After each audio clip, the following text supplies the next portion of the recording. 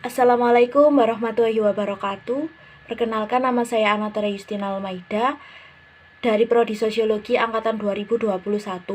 Di sini saya akan membicarakan mengenai penyalahgunaan kewenangan melalui tindak korupsi di Kabupaten Pasuruan.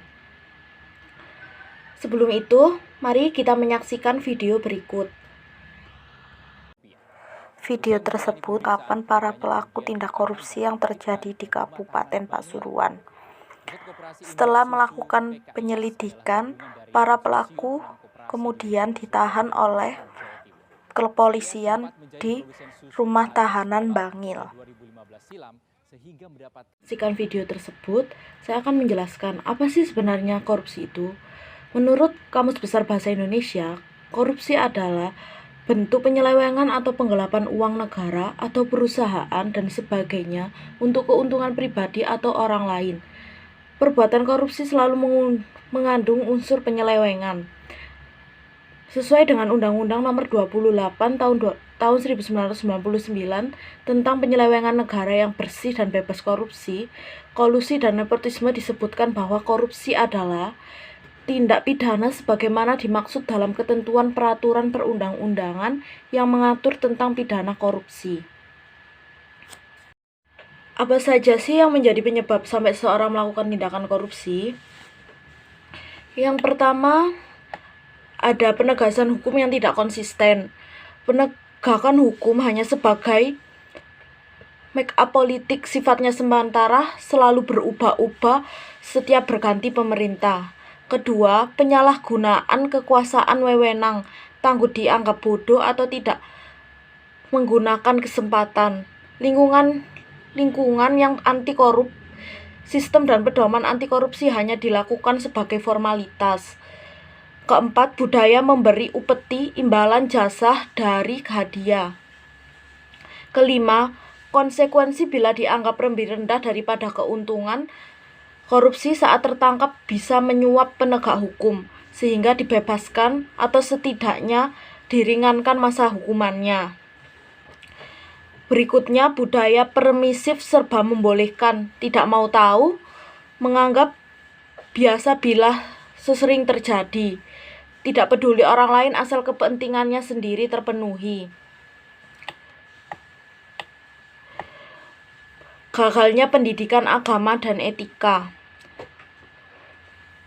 Agama telah gagal menjadi pembendung moral bangsa dalam mencegah korupsi karena perilaku masyarakat yang memeluk agama itu sendiri. Sebelumnya, agama bisa memainkan peran yang lebih besar dalam konteks kehidupan sosial dibandingkan institusi lainnya, sebab agama memiliki relasi atau hubungan emosional dengan para pemeluknya. Jika diterapkan dengan benar, kekuatan relasi emosional yang dimiliki agama bisa menyadarkan umat bahwa korupsi itu termasuk tindakan yang tidak baik.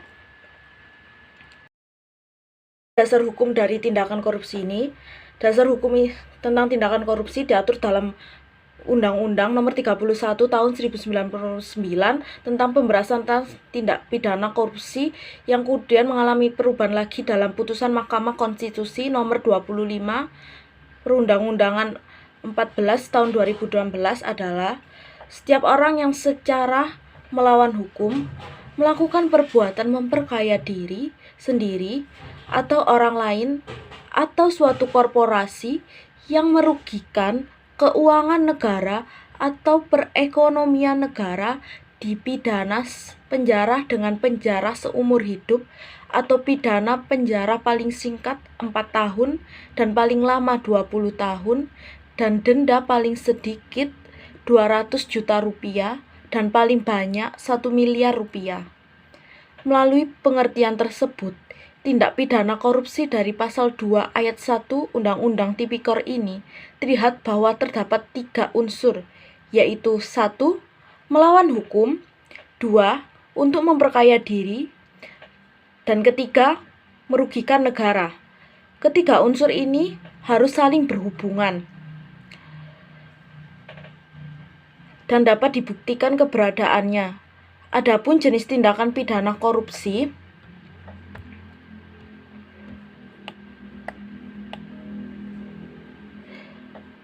menurut pasal 2 sampai dengan pasal 12C Undang-Undang Tipikor, yaitu pertama, tindak pidana korupsi yang merugikan keuangan negara. Kedua, tindak pidana korupsi berupa praktek suap menyuap. Ketiga, tindak pidana korupsi berupa penggelapan dalam masa jabatan.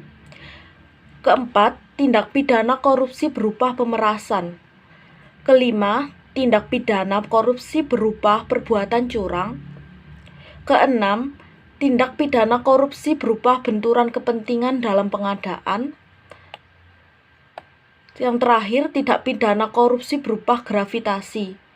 Pelaku dari tindakan korupsi biasanya adalah pegawai negeri atau penyelenggara negara maupun biasanya berasal dari instansi pemerintahan. Di Kabupaten Pasuruan pun terdapat perundang-undangan tentang tindakan korupsi ini. Diatur dalam Peraturan Bupati Pasuruan Nomor 95 Tahun 2019 tentang tata cara penanganan pengaduan tindak pidana korupsi. Tindak pidana korupsi biasanya ditangani oleh KPK, Komisi Pemberantasan Korupsi. Lantas bagaimana peranan KPK dalam memberantas korupsi? Peranan KPK dalam memberantas korupsi adalah sebagai berikut. Partisipasi dalam memberantas korupsi, KPK perlu adanya partisipasi dan dukungan dari masyarakat dalam mengawali upaya-upaya pemerintah melalui Komisi Pemberantasan Korupsi dan aparat hukum lain.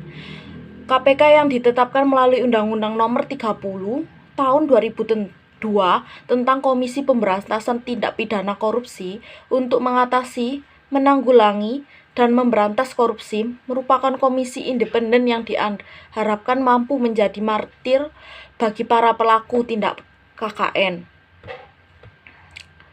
Lantas, bagaimana sih cara pemberantasan korupsi? Presiden melalui Inpres Nomor 5 Tahun 2004 tentang percepatan pemberantasan korupsi menyatakan langkah-langkah efektif dalam memberantas korupsi, yaitu pertama, membersihkan kantor kepresidenan, kantor wakil presiden, sekretariat negara, serta yayasan-yayasan, mengawasi pengadaan barang di semua departemen, mencegah penyimpanan proyek rekonstruksi Aceh, mencegah penyimpangan dalam pembangunan infrastruktur ke depan, menyelidiki penyimpangan di lembaga negara seperti departemen, BUMN. Keenam, memburu terpidana korupsi yang kabur ke luar negeri. Ketujuh, meningkatkan intensitas pemberantasan penerbangan liar. Maksud saya penerbangan liar. Dan terakhir, meneliti pembayaran pajak dan cukai. Di Kabupaten Pasuruan sendiri, tahun ini sempat terjadi tindak korupsi. Tindak korupsi ini berupa korupsi terhadap dana koperasi yang diberikan oleh pemerintahan pusat. Kasus ini terjadi sekitar bulan Agustus. Kasus ini sempat saya tampilkan di awal video tadi berupa cuplikan saat setelah penyelidikan terhadap para tersangka. Tindakan korupsi ini berupa bantuan senilai 20 miliar yang disalahgunakan untuk tindakan yang tidak sesuai dengan peruntukannya untuk mensejahterakan anggota koperasi. Ditetapkan 3 tersangka dari tindakan korupsi ini, yaitu Direktur Utama PT Nurwistil Enigerin, 2 pengurus dari PKIS, yaitu yang menjabat sebagai ketua dan sekretaris. Sekretaris dari PKIS ini pernah menjabat sebagai wakil Bupati Kabupaten Pasuruan. Dari kasus korupsi ini, kita dapat melihat bahwa kasus korupsi terjadi karena adanya penyalahgunaan kewenangan dari orang-orang yang memiliki jabatan dan dipercaya dapat mengelola dana yang ada untuk kepentingan bersama. Penyalahgunaan wewenang dari orang-orang yang seharusnya dapat mengayomi dan dapat membantu kesejahteraan masyarakat, membuat masyarakat mulai kehilangan kepercayaan terhadap para penjabat. Tindak korupsi ini hadir bukan karena kurangnya kesejahteraan dari orang-orang tersebut, tapi karena rasa serakah dari orang tersebut yang masih merasa kurang dengan apa yang dia miliki. Pengolahan dana yang baik tentu saja dapat membantu kesejahteraan rakyat. Oleh sebab itu saya sangat setuju apabila orang yang melakukan korupsi mendapatkan hukuman yang berat. Dikarenakan mereka telah menyalahgunakan kewenangan yang telah diberikan. Itu saja yang bisa saya sampaikan. Akhir kata, saya mohon maaf apabila ada kata-kata yang menyinggung. Sekian dari saya. Wassalamualaikum warahmatullahi wabarakatuh.